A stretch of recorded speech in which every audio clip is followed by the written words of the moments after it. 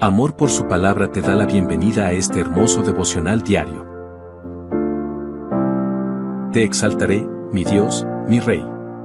Y bendeciré tu nombre eternamente y para siempre. Cada día te bendeciré. Y alabaré tu nombre eternamente y para siempre.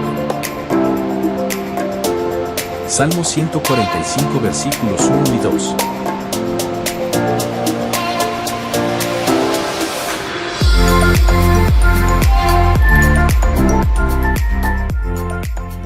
El libro de Job, capítulo 41.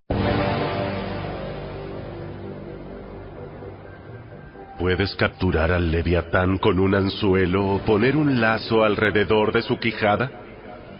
¿Puedes atar su nariz con una cuerda o atravesar su boca con una estaca? ¿Te rogará misericordia o suplicará compasión? ¿Querrá trabajar para ti y ser tu esclavo toda la vida? ¿Puedes hacer de él una mascota, como con un pájaro, o darlo a tus niñas para que jueguen con él? ¿Intentarán los mercaderes comprarlo para venderlo en sus carpas?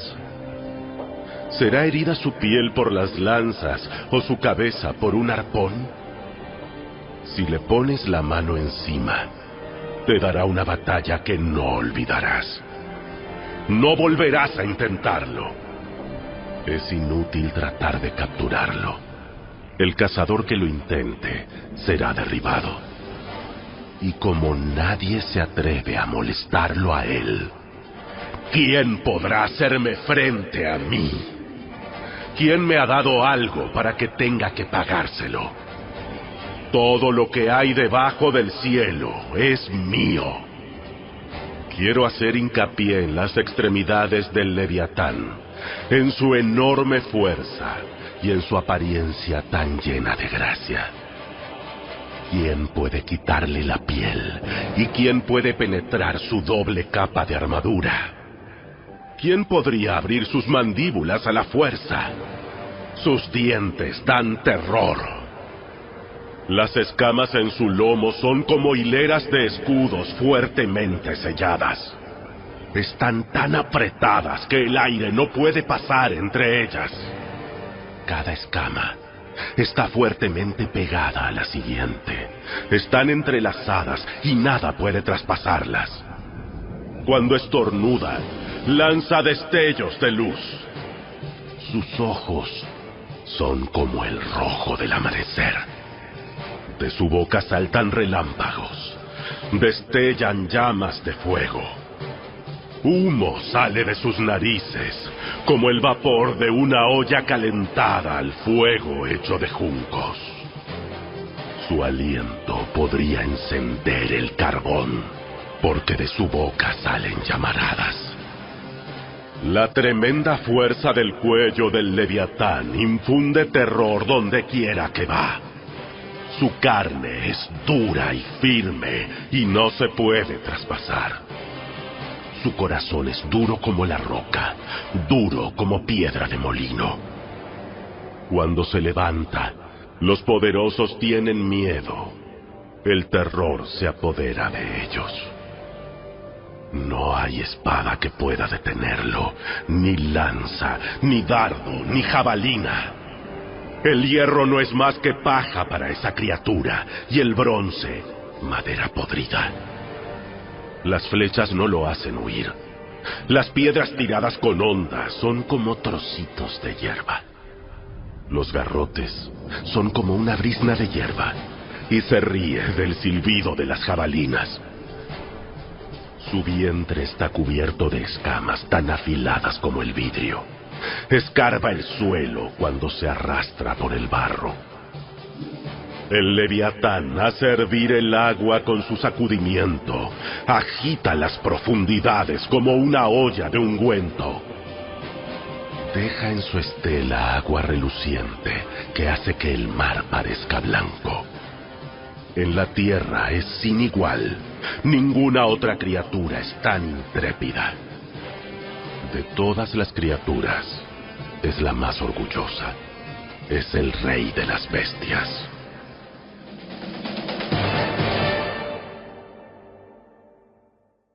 Capítulo 42.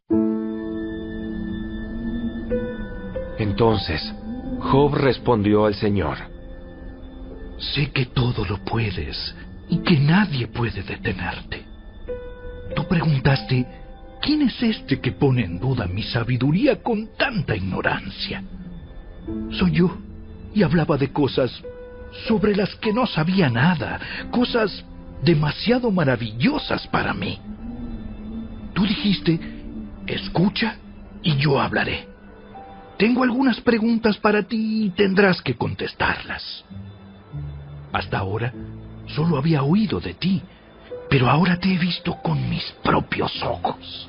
Me retracto de todo lo que dije y me siento en polvo y ceniza en señal de arrepentimiento. Después de que el Señor terminó de hablar con Job, le dijo a Elifaz el temanita: Estoy enojado contigo y con tus 2 amigos, porque no hablaron con exactitud acerca de mí, como lo hizo mi siervo Job. Así que tomen 7 toros y 7 carneros, vayan a mi siervo Job y ofrezcan una ofrenda quemada por ustedes mismos. Mi siervo Job orará, y yo aceptaré la oración a favor de ustedes. No los trataré como se merecen, a pesar de no haber hablado de mí con exactitud, como lo hizo mi siervo Job.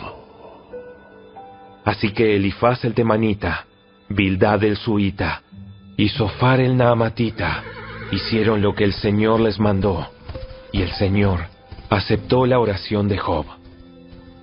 Cuando Job oró por sus amigos, el Señor le restauró su bienestar. Es más, el Señor le dio el doble de lo que antes tenía. Entonces todos sus hermanos, hermanas y anteriores amigos vinieron y festejaron con él en su casa. Lo consolaron y lo alentaron por todas las pruebas que el Señor había enviado en su contra, y cada uno de ellos le regaló dinero y un anillo de oro. Así que el Señor bendijo a Job en la segunda mitad de su vida, aún más que al principio, pues ahora tenía 14,000 ovejas, 6,000 camellos, 1,000 yuntas de bueyes y 1,000 burras. Además, dio a Job otros 7 hijos y 3 hijas. Llamó a su primera hija Gemima, a la segunda Cesia, y a la tercera Querenapuc. En toda la tierra no había mujeres tan bellas como las hijas de Job, y su padre les dejó una herencia en su testamento junto con sus hermanos. Después de esto, Job vivió 140 años y pudo ver a 4 generaciones de sus hijos y nietos. Luego murió siendo muy anciano, después de vivir una vida larga y plena.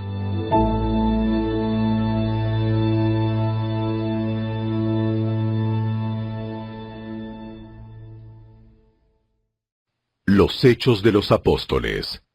Capítulo 16. Pablo fue primero a Derbe y luego a Listra, donde había un discípulo joven llamado Timoteo. Su madre era una creyente judía, pero su padre era griego. Los creyentes de Listra e Iconio tenían un buen concepto de Timoteo, de modo que Pablo quiso que él los acompañara en el viaje. Por respeto a los judíos de la región, dispuso que Timoteo se circuncidara antes de salir, ya que todos sabían que su padre era griego. Luego, fueron de ciudad en ciudad, enseñando a los creyentes a que siguieran las decisiones tomadas por los apóstoles y los ancianos de Jerusalén.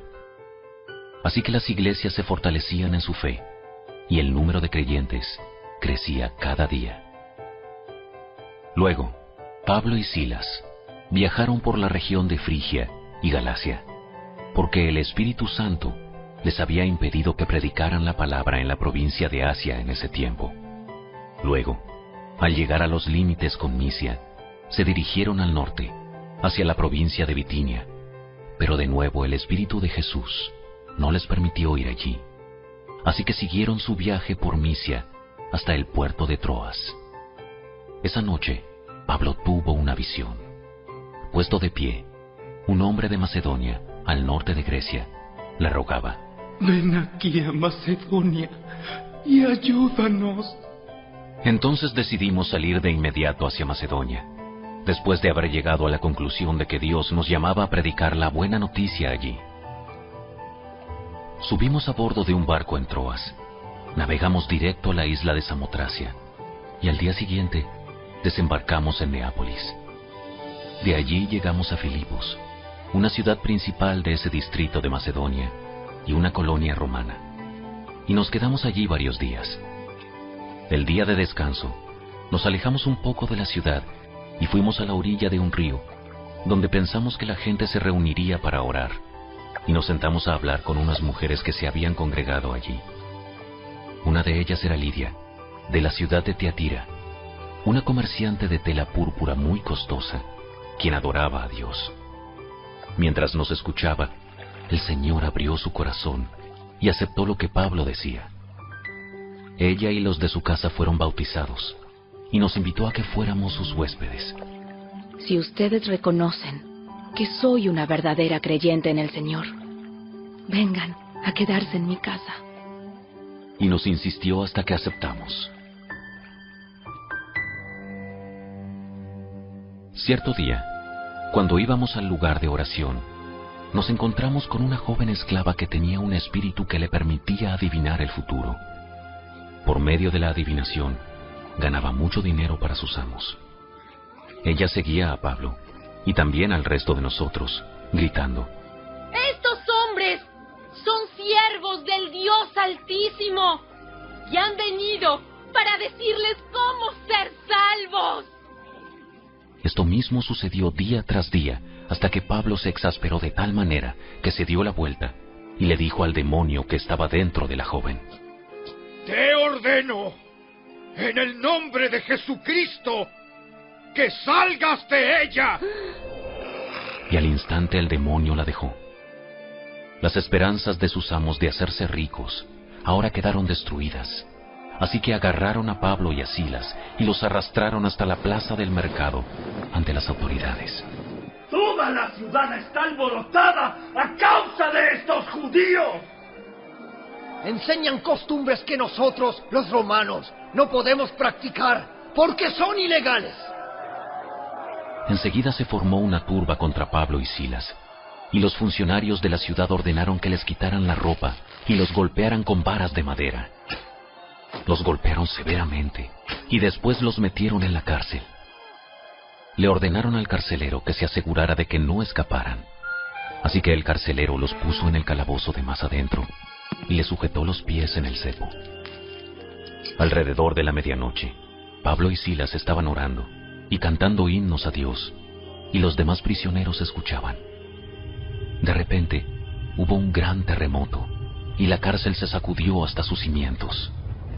Al instante todas las puertas se abrieron de golpe y a todos los prisioneros se les cayeron las cadenas. El carcelero se despertó y vio las puertas abiertas de par en par. Dio por sentado que los prisioneros se habían escapado, por lo que sacó su espada para matarse. Pero Pablo le gritó: ¡Detente! ¡No te mates! ¡Estamos todos aquí! El carcelero pidió una luz y corrió al calabozo y cayó temblando ante Pablo y Silas. Después los sacó y les preguntó: Señores, ¿qué debo hacer para ser salvo?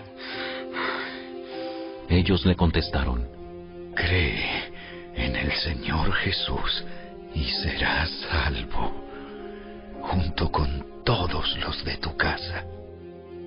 Y le presentaron la palabra del Señor, tanto a él como a todos los que vivían en su casa. Aún a esa hora de la noche, el carcelero los atendió y les lavó las heridas. Enseguida ellos lo bautizaron a él y a todos los de su casa. El carcelero los llevó adentro de su casa y les dio de comer. Y tanto él como los de su casa se alegraron, porque todos habían creído en Dios. A la mañana siguiente, los funcionarios de la ciudad mandaron a la policía para que le dijera al carcelero: ¡Suelta a esos hombres! Entonces el carcelero le dijo a Pablo: Los funcionarios de la ciudad han dicho que tú y Silas quedan en libertad. Vayan en paz.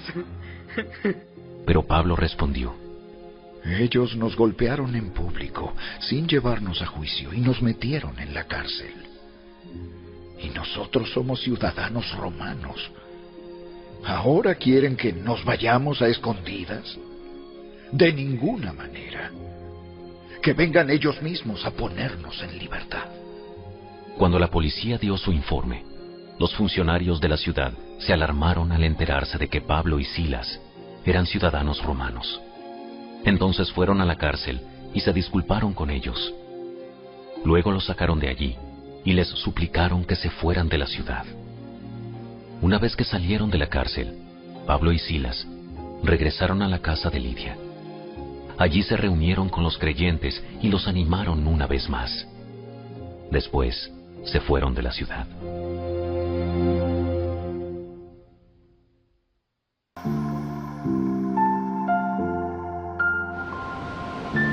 La palabra de Dios es perfecta, Dios bendiga su palabra. Justo es Jehová en todos sus caminos, y misericordioso en todas sus obras. Cercano está Jehová a todos los que le invocan, a todos los que le invocan de veras. Salmo 145 versos 17 y 18. Te esperamos el día de mañana.